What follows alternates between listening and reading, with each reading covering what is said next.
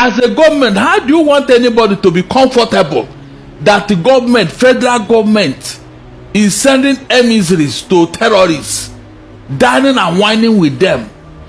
Then they are giving conditions. There are even videos of some politicians sharing money to this terrorists. I am telling you, for what purpose, Esther? For what purpose? And this has emboldened these boys to continue with what they are doing. Like I confronted the Gumi this morning. When you were going into the forest and telling us that guys are your brothers. They are warriors. They are their boys. Anybody that attack them will not vote for that person. They are our boys. You know that if we don't listen to their demand, there will be no peace in Nigeria. When you were going into the forest, into the bush, and was, you know, upbeat about it, what are you thinking? Now that the thing has come to this level, you are looking for somebody to blame. But blame yourself. There are also concerns that even the Arewa influencers, the Arewa politicians, even the Sultan, whenever these religious extremists carry out most of these heinous crimes, they don't come out to speak out. They keep quiet. And all of them are now speaking out now. I am telling you, because because look, Esther told you that what happened in 1967 will not happen in 2025. If they should start this religious war, you don't need anybody to tell you how long it will take and how it will end. With the interest of America. In fact, the Christians don't need to invade America. They will come themselves to defend them. America cannot invade a nation without the nation permitting them. Listen very well. Possible. Esther, listen very well. Leave that thing. Why do you say they that did it in Afghanistan? They did it in Vietnam. Forget that thing. You're saying they can do it without the country knowing. The difference here is that in this particular case now, it's a religious war. Because it is the Christians that are being murdered. Okay, based on how the US is tagging it. Yes, that the Christians. So if they are coming to the, would you like to give support to somebody who want to help you? Afghanistan and the Vietnam, like that man was saying in the morning, they are different cases. Their own was ideological war. No, but Barry said my crux here is how this thing happened, and instead of the supporters of the government, which I know they are doing their job, to say, okay, I think this is a clarion call for the government to look into the insecurity in the country. They are tagging Igbos, they are tagging IPOB, they are calling Peter Obi, they are calling Atiku Abubakar, and the context is these are Nigerian youth who are supposedly meant to be quite intelligent and exposed. Unfortunately, the expression is quite disappointing. They have stopped their head. They have stopped it with Naira. Naira is in their head. Do you think so? Yes. You think they are doing it for nothing? Hold on. Would they be doing all this for nothing? They have stopped their head with Naira. That's why I've already told you. When you see all these people saying all these things, go and look at the news behind the news. That's why in fact, I've said it here. The whole world cannot persuade me otherwise if I'm right in what I'm saying. But in what context for them, those people come in? Because there is a Barrister Darlington. There is an issue. There is insecurity in this country. Barrister, from this year, you saw the blatant murdering of residents in Plateau State. Remember Mango? Remember Bokos? In fact, more than literally, they came simultaneously 2 different times. And the president was called on, and what the president said to the governor was, go and solve it. The situation of Benue, I'm even talking about the ones that are quite recent, that happened in a wholesome manner. It was the Pope, the new inaugurated Pope in Rome, who had to say, please pray for our Christian brothers and sisters in Benue who were murdered in their sleep, before the president decided to come to the state to address it. Barrister Darlington, on several occasions we will read on this platform, on the news, killings that took place. The NSA, the chief of army staff, the chief of defense staff, the Nigerian police, no person or aide of the presidency comes to show a means of empathy and say we are working to ensure that, assiduously working to ensure this doesn't continue. There is a lack of commitment, there is complacency, literal lack of empathy in what is going on. And then what is obviously happening is being stated by Trump, and it now feels like because people are saying this is the truth, you now seem to be against your country. No, you see, Esther, look at what's going on here. As I talk to you now, some Benue and Plateau villages are being occupied by the terrorists. They have even renamed it. Esther, imagine you are here in Lagos and you are hearing that your ancestral home in the village is being occupied by people from nowhere, and you have a federal government that swore to protect you and your property, and they are doing nothing. Esther, they are doing nothing. And I have asked you here again, mention one of those Fulani states in the north or Muslim states in the north that are being occupied in such a manner that they are doing in Plateau. On Sunday night, terrorists attacked Igbonla community in Irepodun local government area, Kwara State. They abducted several residents during a late night raid just on Sunday night. Although we have heard about some purposeful effort from our security agencies ever since the president changed the service chiefs in Kogi State, they've been able to crack down kidnappers, then rescued 2 of those who were abducted. But we are still experiencing the onslaught. The NSA has decided to brief the media concerning this. Do you think the NSA is coming out too late? Nothing. This is our fire brigade approach. Esther, leave that thing. This is fire brigade approach. Let them start by dislodging these people in Benue and Plateau villages. Let them start from there. Esther, let them start from there. Those are people's homes, and the owners of those homes are in IDP camp. So what are you fighting? What are you deceiving yourself for? Because Donald Trump spoke, Abi. Then after a time now, they will resume again. You can see now that is quiet over there now. Is that not true? There is quiet. You can see the deceitful nature these people are using. Very, very deceitful. Because of this thing now, they have kept quiet for 2-3 weeks now. Imagine Benue and Plateau staying for 3 weeks without any killing. It's unheard of. Esther, is like a miracle. It's unheard of. But because of this now, look at it. And you are telling me that this is really the end. As long as those people are occupying those villages, they will strike again. Go and dislodge them. That was what the IGP promised when he was appointed. Dislodge them, especially when you have told us that they are not even from Nigeria. Why would you allow terrorists from another country to occupy Nigeria's villages? For what? How do you explain that? You open your mouth as a government and told that these people, they are not even from Nigeria. Are you serious? Look at a government that meant to protect their people. Immediately this thing happened, and Donald Trump started asking to prepare for war. Chad close their border with Nigeria without any prompting. Yes, they did that. They said they don't want any foreign entrance. Because already the terrorists are already panicking. They are looking for safer haven now. Yes, they will have to leave. That is how a leader. Oh God Almighty! Barrister Darling, these terrorists come on motorbikes in their large numbers, invade communities. Where do they buy their petrol? They disappear. No, where disappear to where? to nowhere. Is it wrong if the government of the day decides to collaborate with the American security forces to help us rout out this guy? You recall that in 2014 thereabout, the former president Goodluck Ebele Jonathan actually decided to employ some mercenaries.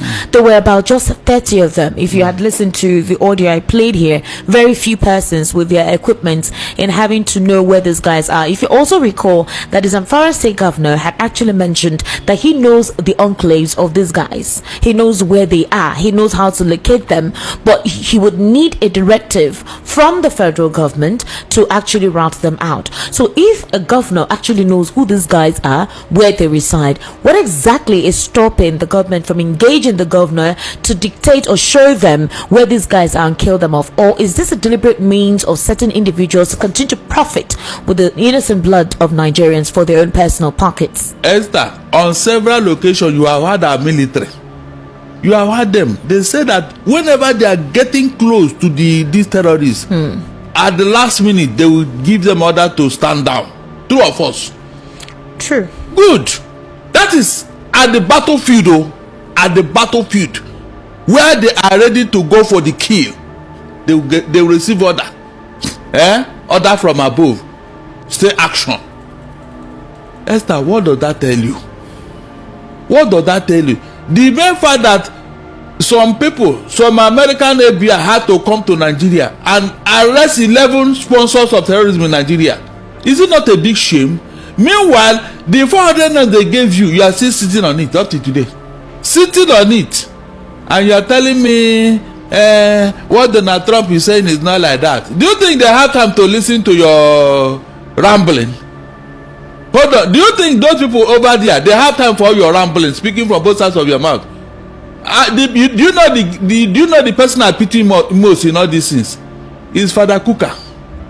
He just rubbish his name by what that thing he went to go and say over there. After all the misery, after all the diplomacy, it came to nothing. Donald Trump still went ahead to do what he wanted to do.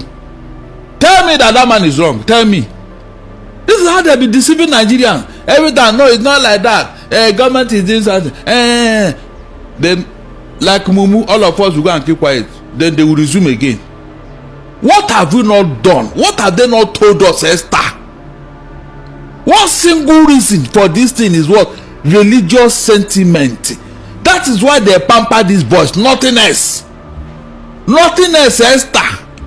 I have told you here that if you remove religious sentiment and tribal and ethnic sentiment from this equation, this insecurity will end today. Today. But because of mostly religious sentiment, and somebody is telling me that they have no religion. Now you see, they have no religion and you are supporting and pampering them.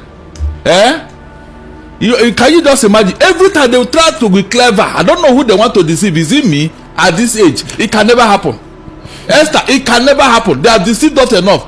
I told you that, look, if you people can be as peaceful as we are over here, Nigeria will be peaceful. Barrister, a lawyer on Channels Television today said that one of the reasons the U.S. government doesn't trust the Nigerian military is because during joint operations with American soldiers, some Nigerian soldiers were leaking intelligence. Of course. So if the Nigerian security apparatus and the intelligence unit is already, compromised, then what's the conscious effort that can be done by the government to tackle this head on? Because if there are certain elements who will deliberately manipulate and distort the conscious effort of the FG to rout out this guy, then what should be done? How do they clear out the moles? I remember Jirika had come out to declare that indeed there were moles within their internal security agencies, and they were really planning by doing that. One of the things they do is to give false intel, and once they give a false intel and it goes out, they know indeed one of them is actually responsible for that. But it is still going on, like how these individuals know when the Nigerian military is coming and set up traps for them, or even they know they're coming to the barracks and nobody gives the soldiers at the barracks any information, and then they are invaded. So if that is the case, if there's no conscious effort, or there are certain persons mutilating the effort of the government, then what should be done? Esther, it means that you have to profile your military. Profile them. That's what is done anywhere in the world. If you check America, when they want to employ you they look at your social media and look at how you have been talking and how you have been behaving and all that. Look at your background. Do you have any terrorist tendency in you? Have you been doing things that will suggest that yes, you can compromise security? They don't do that over there. But here, all manner of people enter the military. Even those who cannot pronounce their name, you put them there. So with a little prodding, with a little psychological assault, they won't even know when they give us information. They won't know. Barrister, do you think this is the time for all Nigerians to come together and work as one in ensuring that this narrative is it's quenched, it doesn't continue anymore? But it feels like division is what some certain elements in government want. Esther, we have already come together over here in the south. That is why you see have Nigeria. Like we have come together. Seriously. If not for the southern people of Nigeria, especially the Igbos, you think where is this peace now? Well, a couple of people feel that since the Igbos were supposedly excited with Trump, not all the Igbos, of course, yes, some Igbos, some Southeasterners, whom a couple of persons term as IPOB, were quite excited for what Trump said. They have tagged them as persons who do not want Nigeria's unity, don't want them to grow. They are asking the government to please give them their Biafra so they don't share nations with them. Esther, where do you have the majority number of Christians in Nigeria today? Where? Which part of which region? That is almost 100% Christians in Nigeria today? Is it not the Southeast? Go and check. It's the Southeast and most maybe seconded by South. We are the one holding the peace. These other people, they don't want to hear the word peace. That is why they have brought this into Nigeria. Esther, somebody who want to go and bring terrorists into Nigeria, does he want peace in that country? Nobody has answered this question ever since it started. You say you love Nigeria. You say you're a patriotic Nigeria. You say you want peace in Nigeria. You say you want development in Nigeria. And you go and bring terrorists. And you came out in the open here, in the media, on camera, and you are beating your chest, telling us, yes, how you brought them, that you told them to come, that the jihad have started in Nigeria. A Nigerian, Esther, a Nigerian. And these same people is now talking about insecurity. Can you imagine? And nobody is calling him out. They are the same people who is blaming America that want to help you. Since you cannot rein in your mad dog, somebody want to do that. Is it not the owner of a mad dog that rein the mad dog in? Since you have refused to do that, and the mad dog is eating everybody, people now want to gather and kill that mad dog so that you will not bite everybody again. You remember this Boko Haram issue started since 2012. Yeah. And I was in the military intelligence that time. We arrested those people. It is my organization that actually conducts interrogation and interview. And they mention names. I mean, I can't come on air and start mentioning names of people that are presently in government now that I know. Presently in government. That the boys that we arrested mentioned. Some of them are governors now. Some of them are in the Senate. Some of them are in Aso Rock. Why should a government try to cause this kind of embarrassment and insecurity to the sense of what happened yesterday? And the solution I gave them in 2017, because when I identified the center of gravity for General Shocking, and they couldn't pursue it, because some of them were ministers. And what I'm saying now, the Department of State Services are listening to me. They know them. You know, when I worked with the DSS in 2007, because when Yaradua approved the operational order that we did, we now have to work together as a team. He actually forced all of us to sit down together and work together. I was surprised at the tremendous amount of information had by DSS. I was shocked. We in DI, I was in Defense Intelligence Agency, and when they were forced to bring out the files, I was shocked. They have so much information at DSS presently as I'm talking about what I'm talking about. They have. But you see, if a fish is going to get spoiled, it's going to start getting spoiled from the head. The DSS will not do anything except the Commander-in-Chief's body language shows that this is the direction I want to go. That is where the problem is. The DSS has tremendous information.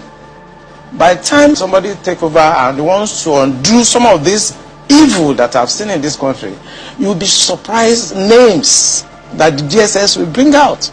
They have the information. You see, what this man said in this video is exactly what I have been saying. That the solution to what is going on in Nigeria is not going to come from somebody being the head of the DSS, or from somebody being the head of the EFCC, or the head of INEC, or the head of whatever institution, but the judiciary. You know, the solution to everything going on in Nigeria as a country will come from that one person that everybody is taking order from, which is the president. And that is why I have always told Nigerians, I have always said this: let us work so hard as a people to make sure that we elect somebody that will take the lives of the people of the country very, very serious. Our problem is religion and social-cultural. I mean, people will expect me to come here and start talking about kinetics, about operation and so on. I've been an operational commander all my life. I've commanded warships, I've commanded troops, I've commanded men outside Nigeria and so on. But I'm not going to come to your station to discuss kinetics. The problem is not kinetics. In 2017, 2016, I'm always a member of the Security and Intelligence Brief at the Defense Headquarters. I told them, General Lawrence Shakin then, that the challenge we have in this country cannot be solved the same way we solved the problem of Niger Delta. The Niger Delta problem was solved during Yar'Adua time, basically by me. And I told them that we can't use that same template for Boko Haram. I told General Lawrence Shakin to look at the center of gravity of the problem. And we all came together. I was made a member of the committee, including Atahiru that just died was a member of that committee in 2016, 2017. And we came to a conclusion after several arguments. The arguments were three. To identify the center of gravity of the problem, one group said it is the fighters, the Boko Haram fighters are the center of gravity, so we should go after them. Another group said the center of gravity of Boko Haram is Abubakar Shekau. So if you go after Abubakar Shekau, then the problem of Boko Haram will be solved. I took exception to the group. I said that is not the center of gravity of the problem of Boko Haram insurgency that we were having between that 2012 and 2017. And General Lawrence Shakin asked me, allow me, why are you giving problem? What is the problem? Give us the answer. And I told General Shakin that if I tell you the answer, you're not going to be able to solve the problem. He said, what is the problem? He said, the center of gravity of Boko Haram and insurgency in Nigeria are the sponsors of that program. It was beyond us. Because the job we need to do is kinetics. Fight, destroy places, resolve issues. Yeah. But we cannot resolve issue of sponsors of Boko Haram that were in Buhari's government, that we know them. When you say we, who I was in the military intelligence. Okay. And the defense headquarters staff that I work with, they know. And that was why we couldn't pursue that aspect that could have resolved that problem. Because you need to arrest people. And recently, 400 people were gathered as sponsors of Boko Haram. Why is it that Buhari government has refused to try them? So the government knows sponsors of Boko Haram? Of course, we know them. Why can't this government, if not that they are partisan, and they are actually part of the charade that is going on, why can't they bring those people out for trial? So the Bureau de Change operates on the one hand, but you particularly said people in government. Are those part of the Bureau de Change, or those people that you say are in government are still there, government is aware, and government is condoning them? The people I mentioned that are in government are not these ones they just arrested. You remember this Boko Haram issue started since 2012. Yeah. And I was in the military intelligence that time. We arrested those people. It is my organization that actually conducts interrogation and interview. And they mention names. I mean, I can't come on air and start mentioning names of people that are presently in government now that I know. Presently in government. That the boys that we arrested mentioned. Some of them are governors now. Some of them are in the Senate. Some of them are in Aso Rock. Why should a government try to cause this kind of embarrassment and insecurity to the sense of what happened yesterday? And the solution I gave them in 2017, because when I identified the center of gravity for General Lawrence Shakin, and they couldn't pursue it, because some of them were ministers. And what I'm saying now, the Department of State Services are listening to me.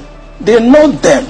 Yeah, Commodore. So the solution I gave them was that if we can't pursue the policy strategic level, because the people that we need to talk to are also, going to be difficult to deal with. I said what they should do now is to conduct two things. We should buy blames. The blames are not UAVs. They are not drones.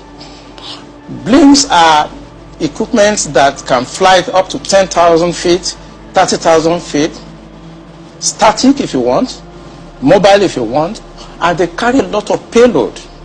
We saw them in Afghanistan. We saw them in Kenya. This will be something that can give us real-time intelligence, and we can know. The president says, look, these things are personal. He says these things are personal. Please, if you are personality to yourself, Mr. Okoro, don't let me get annoyed with you now. No, there's no point getting angry. I'm just telling you what the president said. What I will get personal with you. What is personal about you? The president of Nigeria is the public figure. President of Nigeria, there is nothing private about him again. Everything about him, we should know. We should know. We should know. That is the process. Now, the record that they are talking about predates his ascension to office. His assumption of office.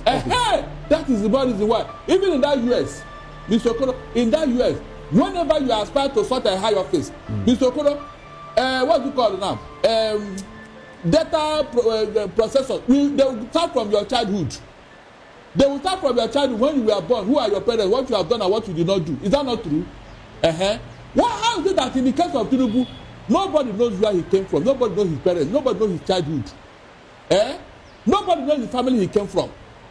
All the things he did before, nobody knows. No, Barrister, the things that you are mentioning now, are they really necessary? Should we know all of this about the president? Even the Bible, the genealogy of Jesus Christ is known. Okay. Is that not true? That's why they call him son of David, because he came from that family. Okay. Even in the Bible, the genealogy of Jesus Christ. You know why I'm asking this, and a lot of Nigerians are asking too, should this impact the government? Should it impact deliverables in government? If you have such a person as your president, will you be comfortable with him? You answer me. But a lot of Nigerians are. No, they are not. They are being forced to accept him. That is why they will not allow anybody to do anything in Lagos State, because it will not be good for the image of Tinubu. That is why they are doing everything to force everybody to accept him and his APC. So are you not going to tell me that everybody APC now, they love Tinubu? On what ground? You mean people are that stupid? How can Nigeria in this age and time accept such a human being as a president? On what ground? Mr. Okoro, on what ground? You are fighting to hide your record. Look, whether Tinubu like it or not, he will never escape whatever record is in US. Whether in or out of office, it will come to light one day. And this thing will follow him forever and ever. He cannot run away from it. It's a question of time. Those records, they will equally be revealed when the time comes. A president of America will come who will say, I have bring out everything about this man. He will reveal those records. And he will apologize to Nigerians at the end of the day. Because this is an embarrassment to all of us. Remember when the certificate in the CSU came up, Nigerians suffered the ripple effect all over the world. They started checking the certificate of every Nigerian, from UK to America, from America to Canada. Everywhere Nigerians are working, they started asking them for their certificate. Is that not true? Is that not true, Mr. Okoro? Just because of one man, to tell you what this man has done to us.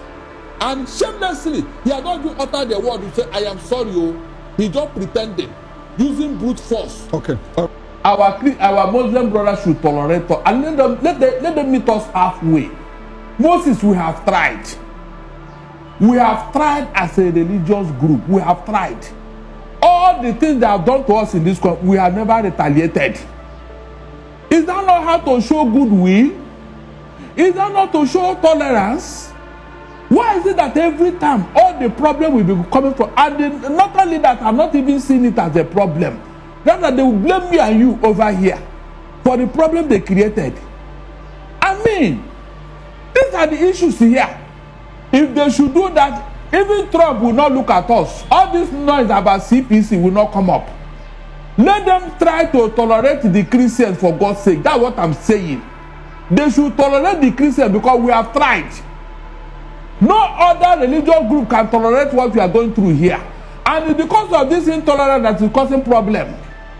When you pamper these people and see them as the best thing that happened after Jesus Christ, then they will continue to do what they are doing. You have never seen it as a problem.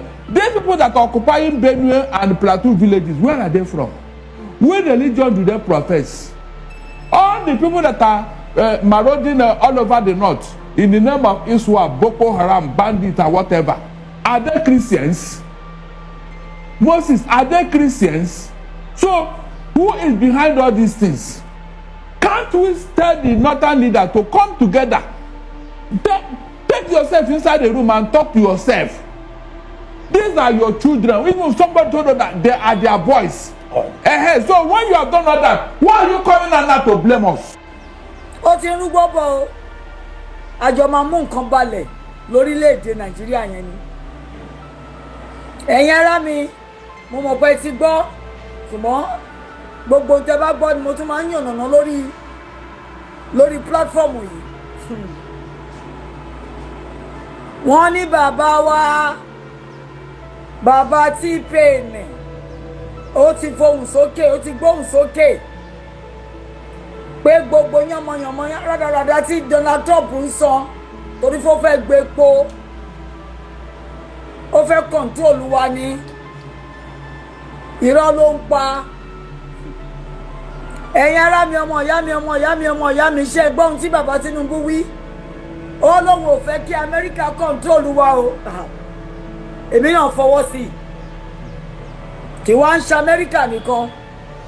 Bàbá Tinubu tí ò fẹ́ Amẹ́ríkà, tí àwọn Fúlàní ń pa wá lórí ilẹ̀ wa láti bí ọdún 2 àbọ̀ tó ti wọ́ sórí àpèrè.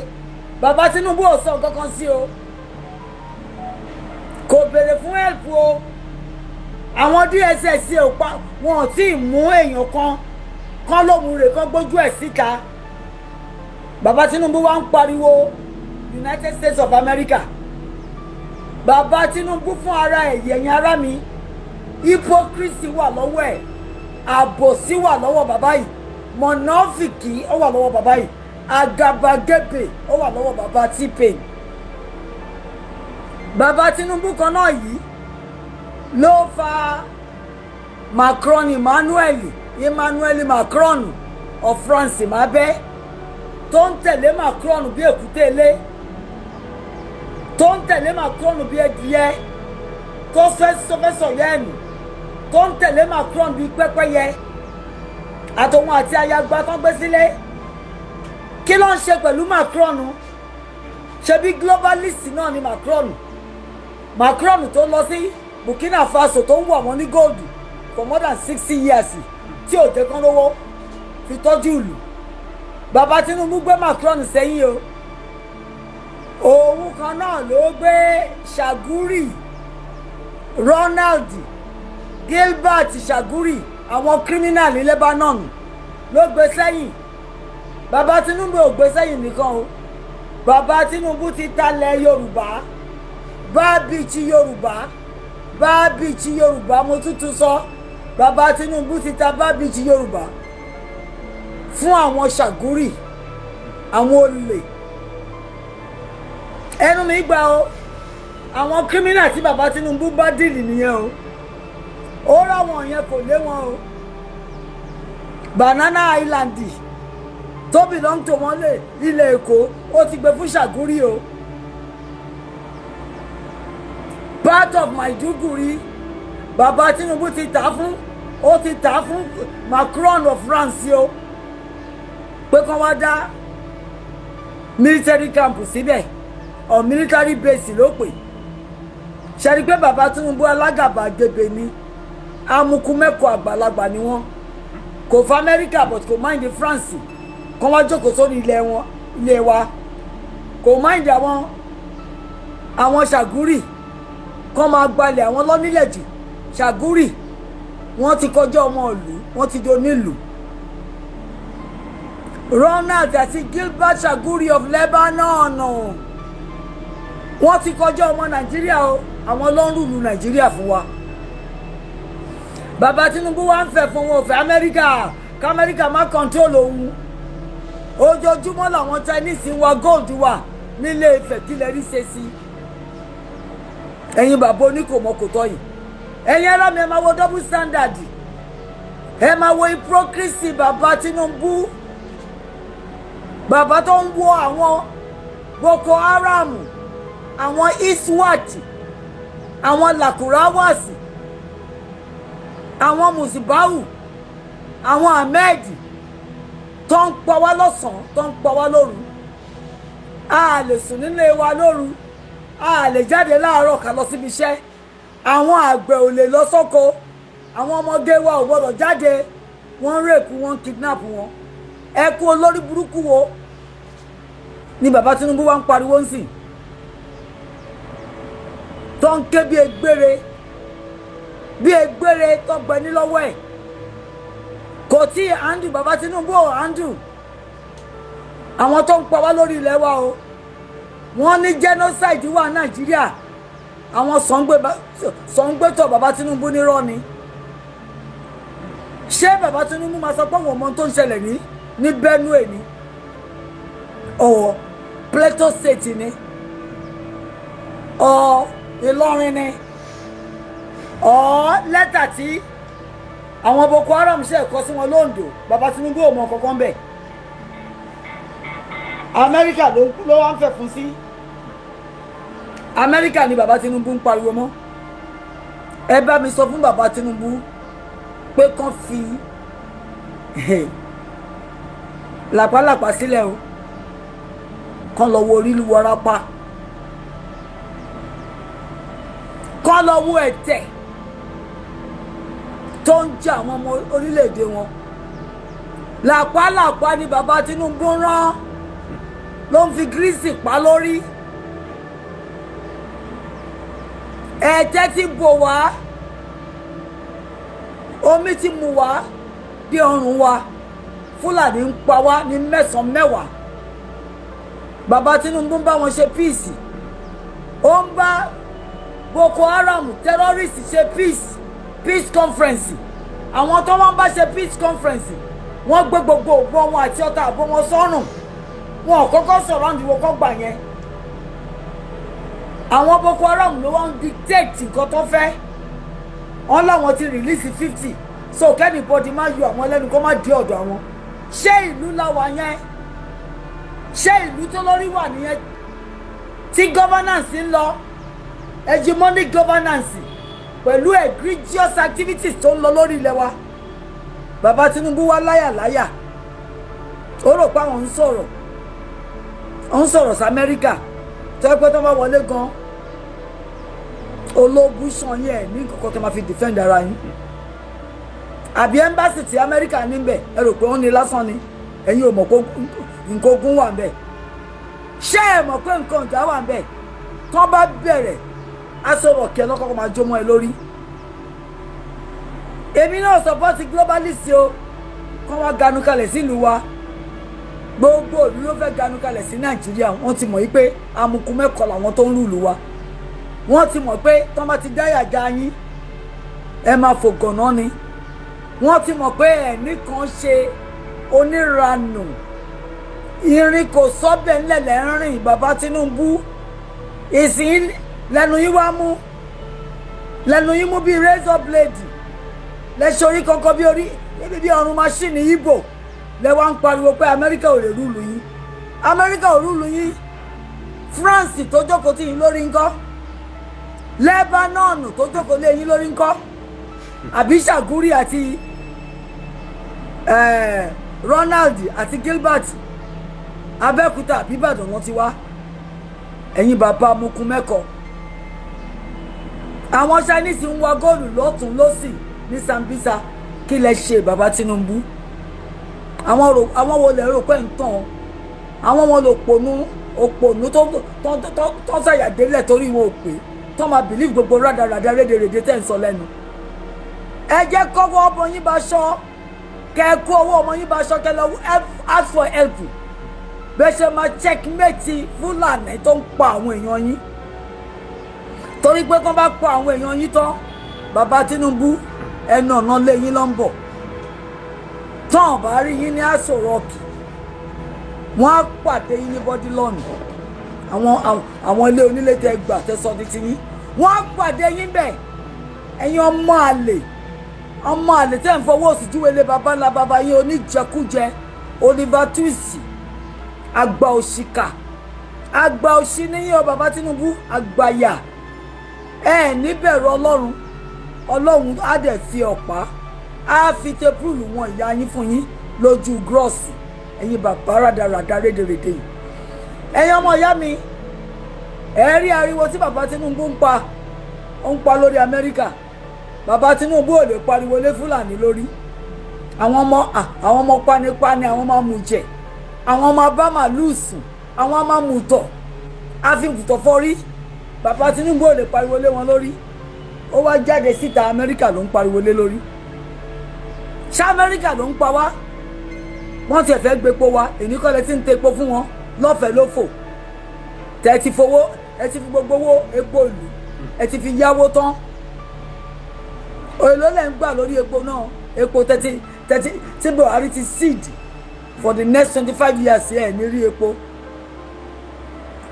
lè rówó epo wọ́n ti ya wọ́n ti kówó epo fún yín bàbá onímọ̀kùmọ̀kùn rádaràda rédèrèdè ẹ̀yin ọmọ ìyá mi ẹ pa oriwo fún bàbá Tinubu kó kọ́kọ́ lọ handle làkùráwàsì kó lọ handle Islamic State of West Africa Province ISWAP kó lọ handle wọn náà o kó handle Boko Haram kó tó máa gbé ẹnu tìrìpì ẹnu gbàǹgbà ẹnu òbúkọ kó tó máa gbé síta kó tó ní òun fẹ́ bá Amẹ́ríkà yànnàná ọ̀rọ̀ kọ́kọ́kọ́ lọ ṣe ti Fúlàní náà tó bá handle Fúlàní àwa ọmọ ta fẹ́ sọ fáwọn alákọ̀rí because ní Amẹ́ríkà nìkan ló ń wá lu ẹ̀ o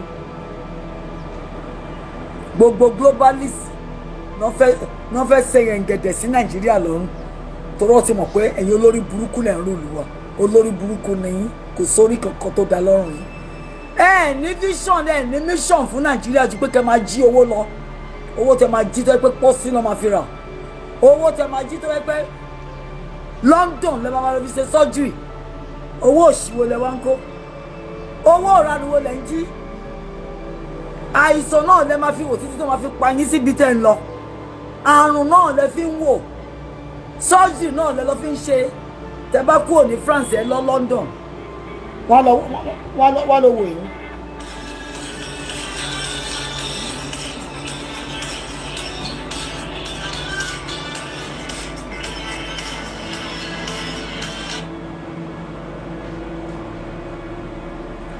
wọ́n á lọ pè yín lẹ́tà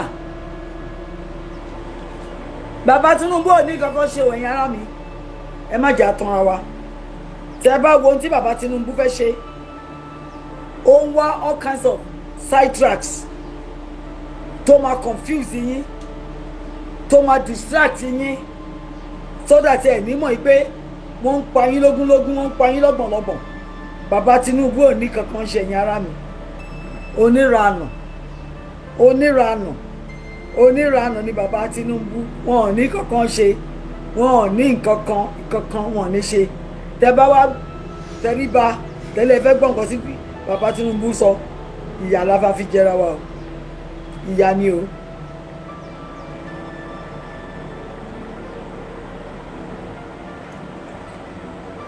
ṣé ń gbọ́ mi ẹ̀yin ará mi distraction ni bàbá Tinubu fẹ́ cause so that ẹ ní ráyè wo bí Fúlàní ṣe ń padán fún yín lórílẹ̀‐èdè Nàìjíríà ó fẹ́ kẹ́ gbé Amẹ́ríkà dání kẹ́ máa pariwo we don't want America tá a bá fẹ́ Amẹ́ríkà ṣáàtì túlù wa tó fún ara wa aláàfẹ́ lọ bàbá Tinubu ò dá sí wa ó ní Nàìjíríà is indivisible ọmọ àlè wọn níbo lọ́n fi ìyá Fọláṣadé sí ṣé wọ́n ti rìtáyà ẹ̀ wọ́n sáàkì ẹ̀ ní wọ́n divorce ẹ̀ ní wọ́n separate ní I don't know èmi ò mọ váàbù tán lò ṣùgbọ́n kò sí ya Fọláṣadé Òjó lọ́dọ̀ wọn. ìyá Ṣèyí ńkọ́ bàbá Tinubu tó ní Nàìjíríà is indivisible níbo lẹ fi ìyá Ṣèyí sí ṣe divorce ẹ̀ ní abẹ́ ti wọ́ sọnù ó ti kú sọnù ẹ ti fi ṣe ohun tí ẹ fẹ́ fi ṣe ológì ní òru lẹ́yìn náà ẹ ti tara bọ èṣù gbogbo agbára òfò tẹ gbàdání ó máa tó yín tì ó máa nà yín agbára burúkú tẹ lọ gbà tẹ fi ń jẹ wá ń yà èyí wà lẹ́lẹ́ ẹni kò sí nǹkan ẹ jẹ bótóbótó gbogbo agbára òfò tẹ lọ gbà àtàwọn tó wà lẹ́yìn yín agbára yín ló máa nà yín mọ́lẹ̀ èmi ò mọ bọ́lọ́run ṣe fẹ́ ṣe o òun ni à ń pè ní ọlọ́run tó ń dájọ́ àfẹ́yìn pẹ́ran gbogbo bí tẹ sọ wá mọ́ bàbá Tinubu tẹ dè wá mọ́ tẹ fẹ́ máa ṣe mọ́kùnmọ̀kùn rádaràdà rédèrèdè yánnayànna lórílẹ̀‐èdè tá a pè ní contraption gbogbo ẹ̀ lọ́lọ́run máa tú ó máa jọ níná bíi gúgúrú fún yín etí yín á ya tẹ bá rò pé bẹ́yà ẹ máa fìyà jẹ wá lọ títí àní rí ọ̀nà gbégbá mo ní kẹ́ tutọ́ ẹ̀ dànù ibi tẹ ti ń sá lọ tẹ gbé plane yín á jábọ́ á di gúgúrú wọn ò ní rẹ́yìn gan lára ó ti ṣẹlẹ̀ á tún ṣẹlẹ̀ ọlọ́run kò fọ̀rùn kẹ́ abati wíjúwe á tún ṣẹlẹ̀ bàbá Tinubu tí ẹ bá ṣọ́ra yín ṣe á máa gbé òdìdí ọ̀run lẹ́yìn lórí ni tẹ bá lẹ́ẹ̀ní gbẹ́sẹ̀ kó lọ́rùn wa ẹ̀yin gan ẹ kàn dín nídìí yọ ẹ kàn ìdí nídìí yọ ẹ jẹ bàbá ńlá yà gómọ̀ ṣáàdáyà yà ẹ jẹ́ àfi tí ò bá sí ọlọ́run èmi dẹ̀ mọ̀ pé ọlọ́run wà mo mọ̀ pé ọlọ́run wà lóru àná sẹ́ni ó ti já mi sí àwọn nǹkan kan bí ó ti ṣe pé tọ̀rọ̀ Yorùbá nation torí ara tèmi gan ó já mi sí ẹ̀yin ní kẹ́ wọlé tọ̀ ọlọ́run lọ kẹ́ lọ béèrè lọ́wọ́ ọlọ́run ibi tó kù díẹ̀ káàtó fún yín ẹ̀yin ọmọ ìyá mi ẹ má jẹ́ kí bàbá tí pain bàbá tí trouble bàbá tí chaos bàbá tí depression bàbá tí genocide kàn distract wa ẹ pariwo síta sí gbogbo àgbáyé ẹ gbóhùn sókè kẹ́ má bẹ̀rù ẹnì kankan ọlọ́run sọ fún Jeremiah ó ní kó má wojú wọn jọ lọ sàn tó ń rán yẹn tó o bá dẹ̀ lọ tó ń ṣe sìmẹ̀sìmẹ̀ ìwọ gan máa dójú tì ẹ́ torí náà ẹ̀yin ará mi ẹ̀yin ọmọ ìyá mi dédé tẹ́ ń gbóta ohùn síta tẹ́ ń gbójú síta ẹ má bẹ̀rù the Lord has not given you the spirit of fear ó wà nínú 2 Timothy chapter 1 verse 7 he has not given you the spirit of fear but the spirit of power spirit of love and a disciplined mind orí tó pé orí wa pé àmọ́ tá à ń ṣe o pàálà fẹ́ lọ kò ń ṣe ti gbéraga tí ń ṣe ti ya ọ torí pé ó ti sú wa lórí ilẹ̀ one evil Nigeria one contraption one decadent country tí ò rí bẹ́ẹ̀ tẹ́lẹ̀tẹ́lẹ̀ kò tó ti polúṣo ẹ bá mi sọ fún wọn pé ilé tó lọ a fẹ́ lọ lé wa tí bàbá Tinubu ò bá fẹ́ lọ tó sì fẹ́ bá wọn máa mú tọ̀ àwọn máa mú jẹ àwọn máa panimáyọ̀dà àwọn Fúlàní àwọn ọmọ kabal abámàlúùsùn tó bá sì fẹ́ bá wọn ṣe kó pín orílẹ̀-èdè kó tẹ̀lé wọn lọ ó jọ wọn náà rágàmá lizard ojú wọn ni ojú Fúlàní lójọ wọ́n ti sọ pé ọmọ ìrágbìjì ni wọ́n fojú jọ Fúlàní so kan bá Fúlàní lọ adáàṣì bàbá Tinubu fáwọn Fúlàní kan jọ lọ ṣe tó bá fẹ́ pẹ̀lú ra wọn. But as far as we are concerned, we have no time for the idiosyncratic nonsense. We are sick and tired of the shenanigans of both the Fulanis and the saboteurs among ourselves. Àwọn saboteurs wà láàrin wa o. Àwọn saboteurs wọ́n wà láàrin wa. Tí n bá ní kí n máa dárúkọ wọn fún yín, ó yẹ kẹ́ mọ̀ wọ́n. Àwọn saboteurs tán ti torílẹ̀-èdè bàbá ńlá bàbá wọn. Àwọn ọmọ àlè. Ẹ jẹ́ kí n dárúkọ wọn fún yín, some of them. Mo ti dárúkọ wọn rí. wọ́n tún fẹ́ pàdé àpòpọ̀ wọ́n tún pàdé àpòpọ̀ pẹ̀lú ọmọ Fúlàní wọ́n pera wọn ní Socialist Labour Party or support Professor Olóròdé yẹn pé gbogbo prof tẹ gbà gbogbo òwe tẹ ka ẹ̀ ní làákàyè ẹ̀ lọ́gbọ́n lórí wọ́n Nàìjíríà lẹ́lẹ́ dúró sí wọ́n ní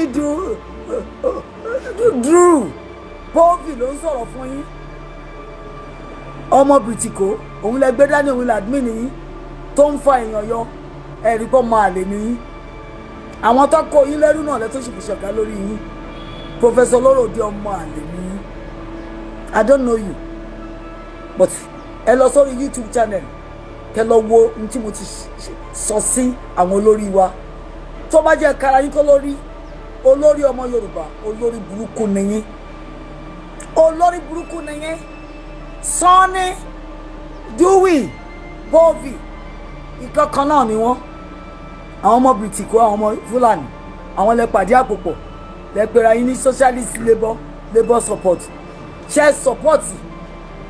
support kí Fúlàní máa pa wá ó di support mélòó tẹ fún àwọn tí wọ́n pa ẹ̀yin olórí burúkú professor ẹni àná ìwé olórí burúkú tẹ kà tí ò wúlò fẹ́ dà kò wúlò ìwé yìí ò wúlò ẹ lọ wọ àwọn tó kàwé ní orílẹ̀-èdè ayé kẹwọn tó fi ìwé wọn ṣe olórí burúkú nìyí Professor Olóròdé tọrọ yìí bá dé ẹ̀yin ló máa gbé olórí burúkú nìyí ẹni àná nìyí ẹni èpè nìyí ẹni àdánwò nìyí lórílẹ̀ Yorùbá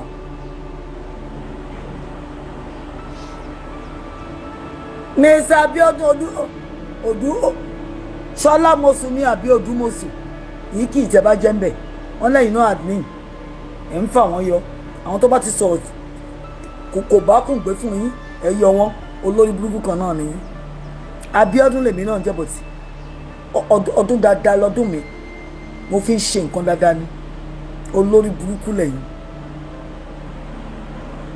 Mr. Nurudeen Ayinde wọn ládùmíìnì náà lẹ́yìn náà ẹni tí ò bá ti tẹ́ yín lọ́rùn tán sọ̀rọ̀ tó tẹ́ yín lọ́rùn ẹ yọ wọn kò mbẹ̀ mo tún repeat ẹ olórí burúkú ni gbogbo yín ẹ kàwé ẹ kà láìkàì ẹ kàwé ẹ níbẹ̀rù Ọlọ́run á jẹ́wọ́ bó ṣe jẹ́ fún yín ẹni lébọ̀ ẹ lébọ̀ kú ni ẹ lébọ̀ tọmọtọmọ tìyàtìyà tí Fúlàní máa fi gbé orí yín bọ́lẹ̀ ṣé ẹ̀yin lẹ fẹ́ máa support Fúlàní lẹ́ ń support ká dúró sórí wọn Nàìjíríà máa happen sí yín ọ̀kí Fúlàní happen sáwọn ọmọ yín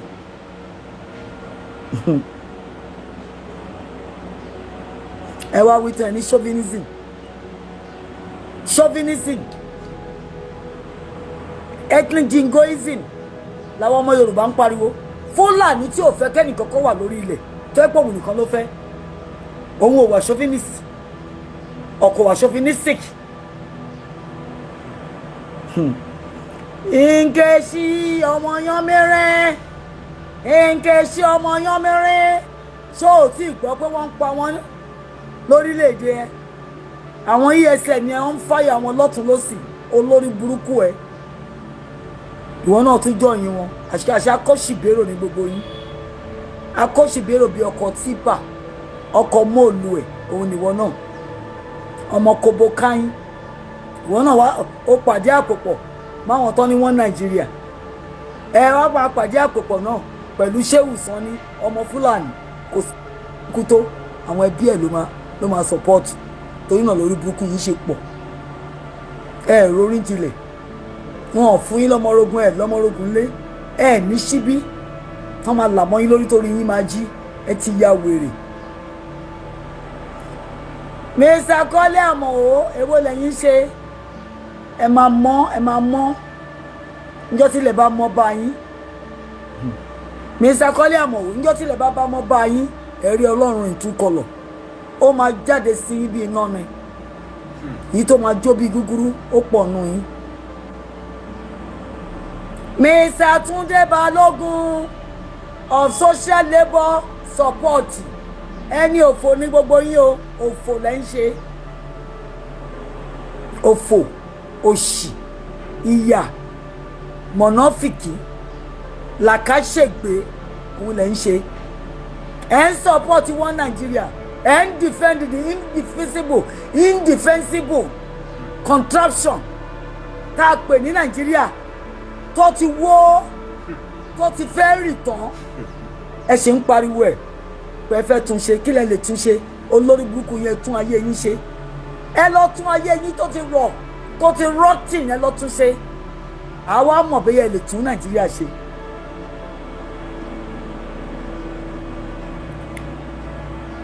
gbogbo ẹ̀yin mercenaries tẹ́ ń gbé Nàìjíríà nídìí sókè ìdí tó ti yamayama tó ti di rátiràti tó ti rùn tó ti ń ṣèdín ọ̀gẹ̀dẹ̀ yìí ti rùn ó ti rà ó ti ṣèdín ẹ ló ń pọ́n orí burúkú ẹ fi ń ṣayọ̀yọ̀ ẹ̀yin ń kọ́ Ebenezer Ìṣọ̀lá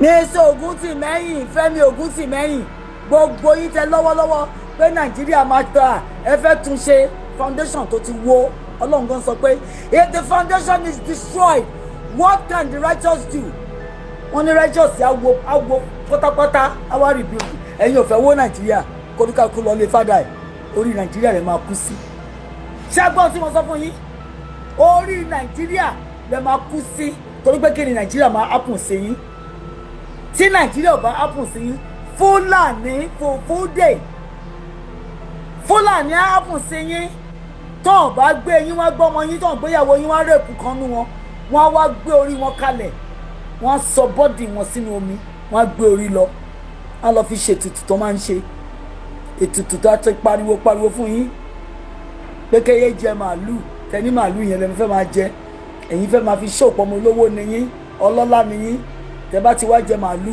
ẹ darin dè kalẹ̀ ẹ ti gọ́ọ̀n sọ̀wọ́n ẹ lè sọ̀rọ̀ mọ́ wọ́n ti gé yín láwọn lọ wọ́n ti dè yín lóhùn bí Fúlàní ṣe ń dè yín ní bàbá Tinubu náà ti dè yín ọmọ Yorùbá ó ti dè yín pẹ̀lú kóboro the reptilian snake ó ti fọrùn sí okùn ó ti fi sí lọ́rùn ó ti fà á lé Fúlàní lọ́wọ́ tómi bá ta tó bá kọjá géèjì bàbá Tinubu pẹ̀lú àwọn ọmọ ẹ̀ wọ́n á lọ síbẹ̀ wọ́n á lọ fún wọn ní 500 million á lọ kó oúnjẹ lọ ebi ń pa wọ́n lọ́sùn ń pa wọ́n lẹ́kìtì bàbá Tinubu ò lọ ṣẹ́rí pé olórí burúkú ọmọ àlè ni ṣẹ́rí pé ọmọ àlè ni bàbá Tinubu tó ń fọwọ́ òsì ju ilé bàbá làbàbẹ̀ ọmọ ọ̀rá gbìgì tó fẹ́ ra èkó máa fọ́ ọmọ ẹ lórí ni á fọ́ ọmọ ẹ lórí tọmọtọmọ ó lè wá láti ibì kankan kó wá jogún ibi tí ò ṣe sí tó bá gbà òkúta ló máa dìmọ́ ẹ lọ́wọ́ ajo ẹ lọ́wọ́ wàá sọ́lẹ̀ ní àgbà òṣì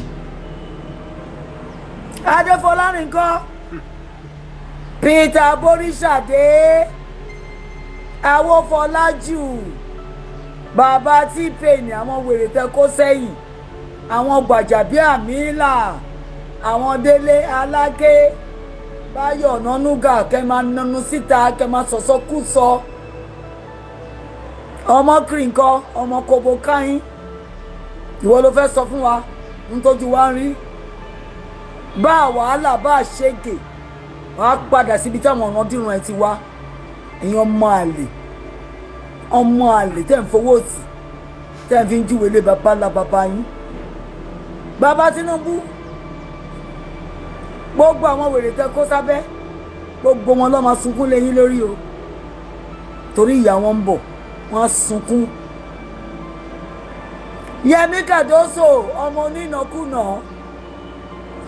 onínàkúnà Oliver Twist ẹ ṣáà ń tọwọ́ bọ̀ owó tí bàbá ńlá yóò ṣe kalẹ̀ ẹ ń tọwọ́ bọ̀ ẹ ń nàkúnà inú yín ń dùn bí Fúlàní ṣe ń pa ọmọ ojúlówó ọmọ Yorùbá tó ń fi ìyà jẹ àwọn èèyàn yín ẹ̀yin smile to the bank ẹ máa smile to your grave inú yín á dùn tí Ọlọ́run bá tì yín sínú grave yín untimely grave wọ́n á gbé yín lọ sí ibodè gbogbo ẹ̀yin tẹ̀ ní wá lára ẹ máa dé ibodè ẹ fẹ́ ẹ kọ̀ Ọlọ́run ti ń package ọ̀rọ̀ yín ẹ ṣẹ̀ṣẹ̀ bẹ̀rẹ̀ ni o wálé ẹdùn ọlọ́lọ́ ń bẹ̀rù òfẹ́ kú ìgbà wo ló ní kú ìgbà wo ni má pé ò ní kú gbogbo wa la jẹ kú ní gbèsè àmọ́ pé tó máa yá ni tábà ló máa yá gan ó lè pẹ́ tábà dẹ̀ ló máa pẹ́ ó tún lè yá kí ló wá ń bẹ lẹ́rù sí o mọ owó kó jẹ o mọ ọ̀rọ̀ pa ẹnu ẹ dùn wálé ẹdùn mo ti ń gbúrò ẹ ó ti lé ní 20 years ó lè kan náà ní onímọ̀nàfíìkì ó lè ní wọ́n náà 325 billion naira tán kó fún ẹ tán ní kó máa lọ pín wọ́n ṣe ní kí bàbá Ọ̀ṣínbàjò máa pín.